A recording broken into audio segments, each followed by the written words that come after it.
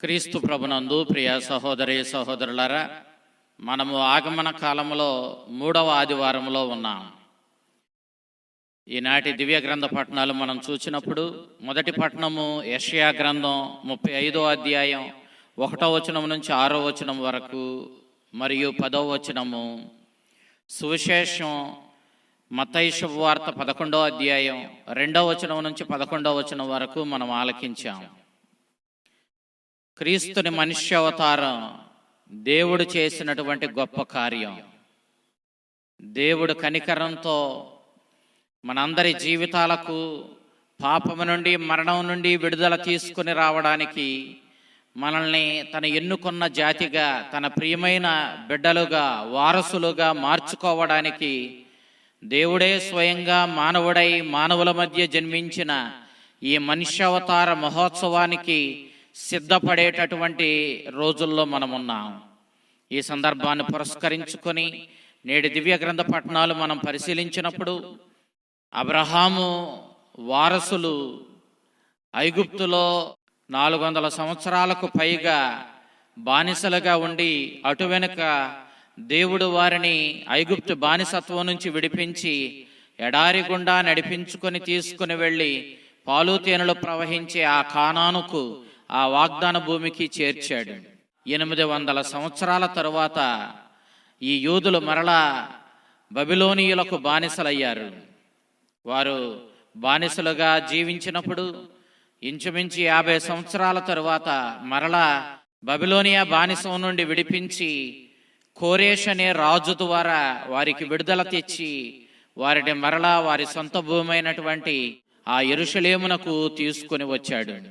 దేవుడు ఏ విధంగా అయితే ఈ అద్భుత కార్యాలు చేసి తానే స్వయంగా తన ప్రజల్ని, తాను ఎన్నుకున్న వారిని, తన బిడ్డలుగా పిలుచుకున్నటువంటి ఆ యూదుల్ని, ఇశ్రాయేలీలను ఏ విధంగా విడిపించాడో, వారికి విడుదల ఏ విధంగా ప్రసాదించాడో మనం చూసినప్పుడు, ఈనాడు యెషయా ప్రవక్త మరొక్కసారి దేవుడు చేస్తున్న గొప్ప కార్యం గురించి ప్రస్తావించగా మనం చూస్తూ ఉన్నాం.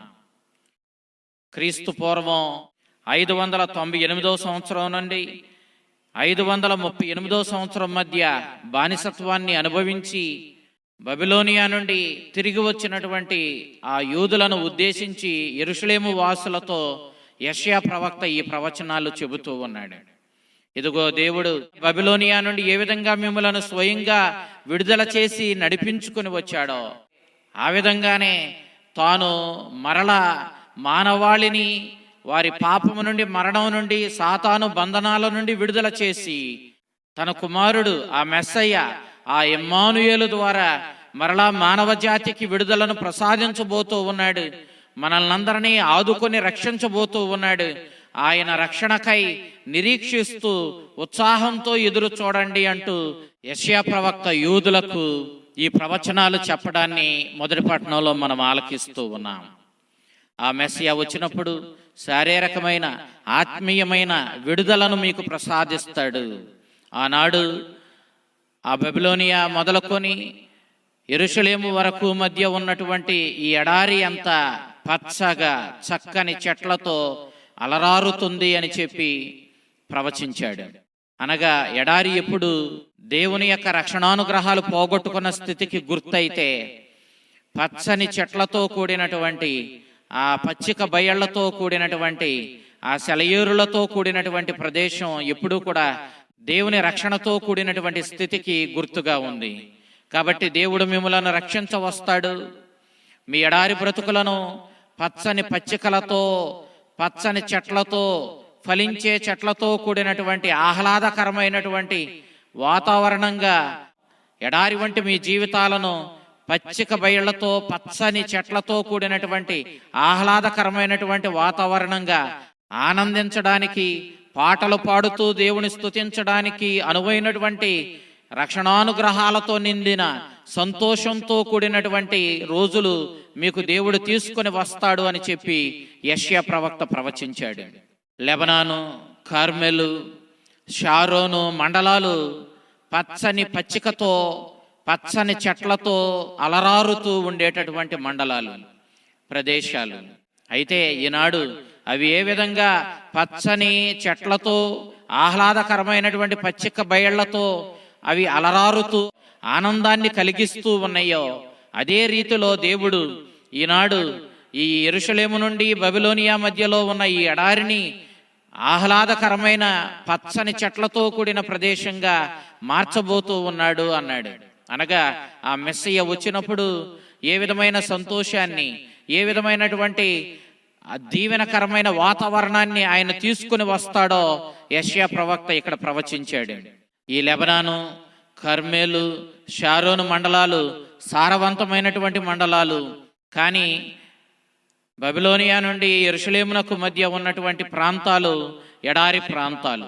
కానీ ఈ ఎడారిలో ప్రయాణం చేసి ఈ ఎడారి బ్రతుకులు బ్రతుకుతూ దేవునికి దూరమై దేవుని యొక్క అనుగ్రహాలను పోగొట్టుకొని, దేవుని యొక్క రక్షణను పోగొట్టుకొని దయనీయమైన స్థితిలో ఉన్నటువంటి యూదులను ప్రోత్సహిస్తూ రానున్న రోజుల్లో దేవుడు స్వయంగా ఇంకొక గొప్ప అద్భుత కార్యాన్ని చేయబోతూ ఉన్నాడు. ఆ అద్భుత కార్యమే మెస్సయ్య యొక్క రాక. ఆ ఇమ్మానుయేలు, ఆ లోకరక్షకుని యొక్క రాక ద్వారా దేవుడు ఎడారి వంటి మీ జీవితాలను గొప్ప మార్పుకు గురి చేస్తాడు. మీ జీవితాలు ఆనందంతో, పచ్చికతో అలరారుతూ, మీరు దేవుణ్ణి ఆనందంతో పాటలు పాడుతూ స్తుతించేటటువంటి గొప్ప జీవితాలుగా మీ జీవితాలను ఆ ఇమ్మానుయేలు మెస్సయ్య రాక ద్వారా దేవుడు మీకు ప్రాప్తింప చేస్తాడని చెప్పి యెషయా ప్రవక్త ప్రవచించాడు. దేవుడు ఈ గొప్ప కార్యము చేసినప్పుడు, పూర్వం దేవుడు ఐగుప్తు బానిస నుండి యూదులను విడిపించి గొప్ప కార్యాన్ని చేశాడు.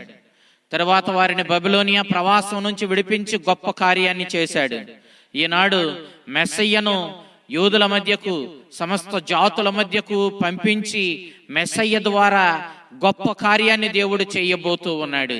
ఈ గొప్ప కార్యము జరిగినప్పుడు శారీరకమైన లోపాలతో బాధపడేవాళ్ళు స్వస్థతను పొందుతారు.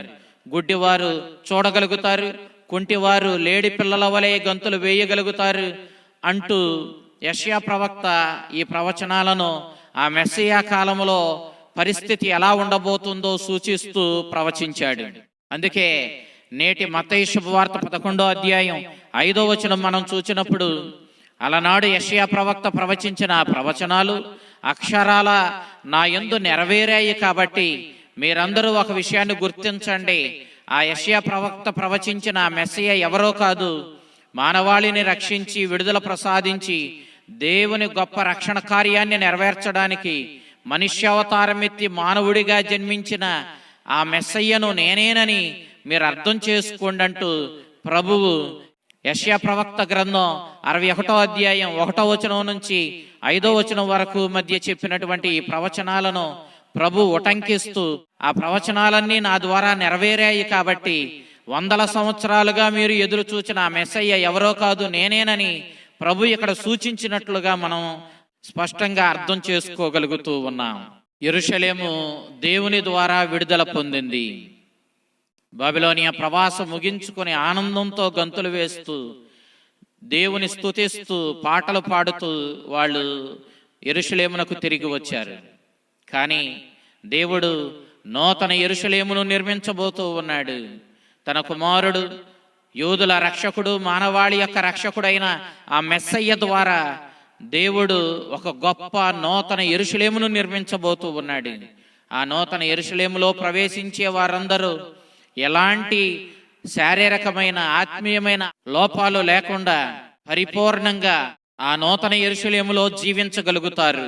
ఈ నూతన యెరూషలేమునకు నడిపించే ఆ మెస్సయ్య రాక కోసం ఎదురు చూస్తూ ఉన్నాం. కాబట్టి ఆ మెస్సయ్య రాకకు మార్గాన్ని సంసిద్ధపరచడానికి దేవుడే స్వయంగా తన దూతను పంపిస్తాడని పూర్వ నిబంధనలో చెప్పబడినట్లుగా దేవుడు పంపించిన ఆ దూత ఎవరో కాదు, బప్తిస్మ యోహానే అన్న విషయాన్ని, యేసుక్రీస్తువే ఆ మెస్సయ్య అన్న విషయాన్ని మనము స్పష్టంగా నేటి సువిశేషంలో చూడగలుగుతూ ఉన్నాం. మెస్సయ్య రాకను సంసిద్ధపరచడానికి దేవుని చేత పంపబడిన ఆ ఎడారి నుండి వినిపించే ఆ స్వరము బప్తిస్మ యోహానేనన్న విషయాన్ని మనం పోయిన ఆదివారం స్పష్టంగా ఆలకించాం.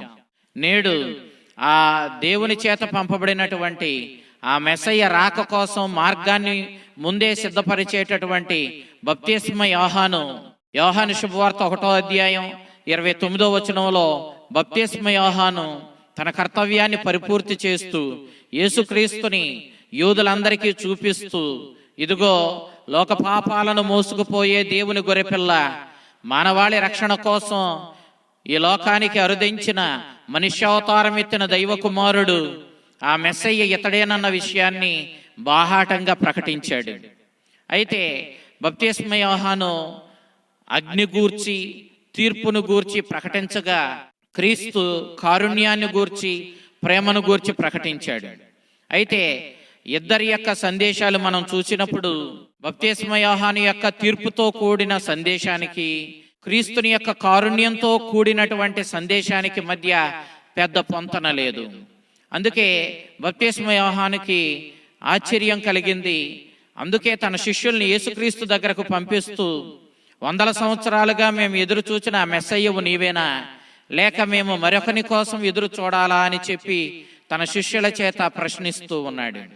అయితే యేసుక్రీస్తు మీరు చూస్తున్న విషయాలను, మీరు ఆలకిస్తున్న అంశాలను తీసుకుని వెళ్ళి బప్తిస్మ యోహానుకు తెలియపరచమని చెప్పాడు. తన విషయంలో సందేహం లేనివాడు ధన్యుడని కూడా స్పష్టంగా క్రీస్తు తెలియచేశాడు. మనం లూకా శుభవార్త 7వ అధ్యాయము 10వ వచనం నుంచి 23వ వచనం వరకు చూసినప్పుడు యేసుక్రీస్తు స్వయంగా బప్తిస్మ యోహాను శిష్యుల ముందే కొన్ని అద్భుత కార్యాలు చేసినట్లుగా కూడా మనం చూస్తూ ఉన్నాం. కాబట్టి యేసుక్రీస్తు చేస్తున్న అద్భుత కార్యాలు, యేసుక్రీస్తుని యొక్క బోధలు, అతని జీవితము బప్తిస్మ యోహానుని ఆలోచనలో పడేలా చేసింది. అందుకే ఎదురు చూచిన ఆ మెస్సయ్యవు నీవేనా కాదా అని తెలుసుకోవడానికి, తన శిష్యులకు కూడా మెస్సయ్య ఎవరు అన్న విషయం మీద అవగాహన కలిగించడం కోసం బప్తిస్మ యోహాను తన శిష్యుల్ని క్రీస్తు దగ్గరకు పంపించాడు. క్రీస్తు యెషయా ప్రవక్త చెప్పినట్లు గుడ్డివారికి చూపునిచ్చాడు, కుంటివారిని నడిపించగలిగాడు, పేదలకు సువార్తను బోధించగలిగాడు, ప్రభుహితమైన సంవత్సరాన్ని ప్రకటించాడు. ఈ రీతిగా ఆ దేవుని సేవకుడు, ఆ మెస్సయ్య వచ్చినప్పుడు ఏ విధమైన అద్భుత కార్యాలు చేస్తాడోనని యెషయా ప్రవక్త ప్రవచించిన ఆ ప్రవచనాలన్నీ అక్షరాలా తన యందు నెరవేరిన విషయాన్ని బప్తిస్మ యోహాను శిష్యులకు గుర్తు చేశాడు. ఈ విషయాన్ని యోహానుకు కూడా తెలియపరచమని చెప్పాడు. ఈ సందర్భాన్ని పురస్కరించుకొని యేసుక్రీస్తు బప్తిస్మ యోహాను యొక్క గొప్పతనాన్ని గూర్చి మాట్లాడాడు. అతడు దేవునికి అత్యంత ప్రియమైన వాడు, దేవునికి దగ్గరగా జీవిస్తున్నవాడని, మానవులుగా జన్మించిన వారిలో బప్తిస్మ యోహానును మించిన వాడు ఇంకొకడు లేడని బప్తిస్మ యోహానును గూర్చి ప్రభు స్పష్టంగా పలకడాన్ని మనం ఇక్కడ చూస్తూ ఉన్నాం. అయితే మీరు అలనాడు బప్తిస్మ యోహాను యోర్దాను నది వద్ద ప్రజలకు బప్తిస్మం ఇస్తున్నప్పుడు మీరందరూ ఆయన్ని చూడడానికి వెళ్ళారు కదా. ఎవరిని చూడడానికి మీరు వెళ్ళారు, దేనిని చూడడానికి మీరు వెళ్ళారని ప్రభు ప్రజలను ప్రశ్నించాడు. గాలికి కదలాడు గడ్డుపోసను చూడడానికి మీరు వెళ్ళారా అని అడిగాడు. గాలికి కదలాడు గడ్డుపోస ఎటు గాలి వేస్తే అటు అది వంగుతుంది. మనం అంటూ ఉంటాం, ఏ ఎండకు ఆ గొడుగు పట్టేవాడు అంటాం. కానీ బప్తిస్మ యోహాను నీతికి నిలబడేవాడు, సత్యాన్ని ప్రకటించేవాడు, సత్యం కోసం ప్రాణాలైనా ఇస్తాడు. గాని అతడు తన సుఖం కోరుకొని ఏ ఎండకు ఆ గొడుగు పట్టి గడ్డిపోచ గాలి ఎటు వేస్తే అటు వంగినట్లుగా వంగేవాడు కాదు. అతడు సత్యం పక్షాన నిలబడతాడు, సత్యం కోసం ప్రాణాన్నైనా ఇస్తాడు అని చెప్పి బప్తిస్మ యోహాను గొప్పతనాన్ని ప్రభు ప్రకటించాడు. తర్వాత కాలంలో తాను నిలబడిన సత్యానికి బప్తిస్మ యోహాను హేరోదు చేత చంపబడ్డాన్ని, అతడు ప్రాణత్యాగం చేసి మరి తాను నిలబడిన సత్యాన్ని ప్రకటించడాన్ని మనం చూస్తూ ఉన్నాం. తర్వాత మీరు ఎందుకు వెళ్ళారు? అక్కడ మృదు వస్త్రాలు ధరించినటువంటి వ్యక్తిని చూడడానికి వెళ్ళారా? మృదు వస్త్రాలు ధరించిన వాళ్ళు రాజులు, రాజకుమారులు రాజభవనాల్లో ఉంటారు కదా. మరి అలాంటిది మీరు ఎందుకు ఆ యోర్దాను నది వద్దకు వెళ్ళారు అని ప్రభు అడుగుతూ ఉన్నాడు. బప్తిస్మ యోహాను ఒంటె రోమముల చర్మమును ధరించి మిడతలను భుజిస్తూ పుట్టతేనెను తాగుతూ అతడు చాలా నిష్ఠతో కూడినటువంటి పశ్చాత్తాప క్రియలతో కూడినటువంటి జీవితాన్ని జీవించాడు. మెస్సయ్య రాక కోసం తాను సంసిద్ధుడయ్యాడు. అంతేకాదు ప్రజలను కూడా సంసిద్ధపరచడానికి హృదయ పరివర్తన చెందమని, పాపాలకు పశ్చాత్తాపపడి పాప పరిహారం కోరుకుంటూ మీరందరూ ఈ బప్తిస్మాన్ని స్వీకరించమని ప్రజల్ని ఆ మెస్సయ్య రాక కోసం సంసిద్ధపరిచాడు.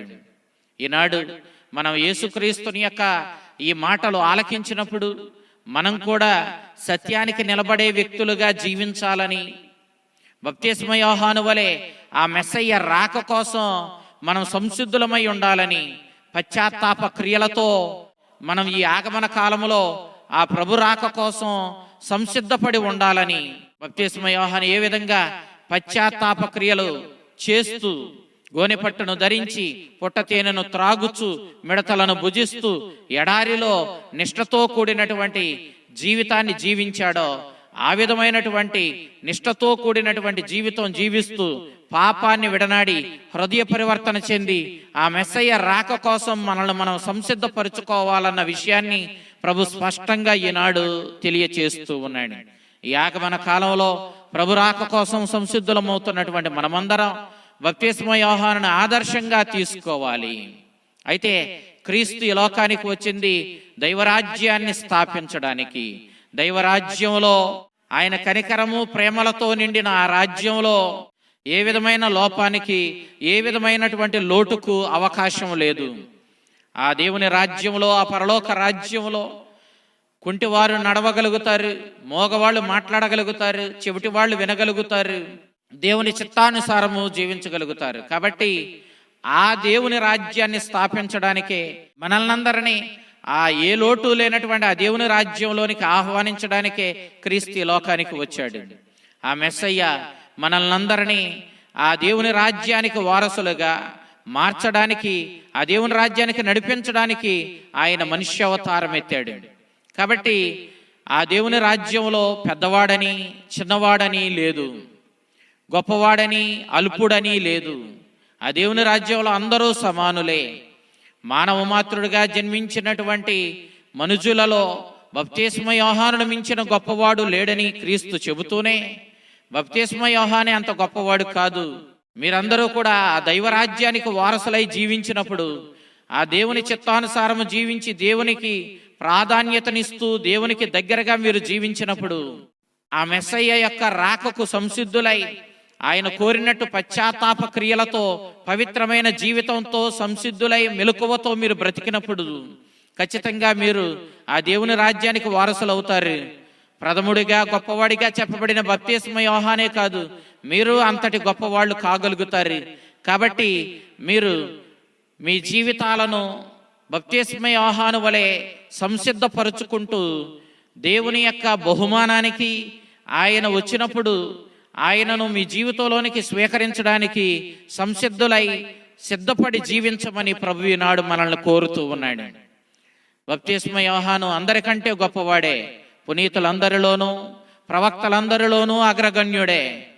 పూర్వ నిబంధన ప్రవక్తలకు చిట్ట చివరి వాడిగా క్రీస్తుని యొక్క మార్గాన్ని సంసిద్ధపరిచే మానవాళిలోనే మహోన్నతమైన వ్యక్తిగా శ్లాఘించబడినప్పటికీ బప్తిస్మ యోహాను అంతటి గొప్ప స్థితిని మనం కూడా పొందగలుగుతాం.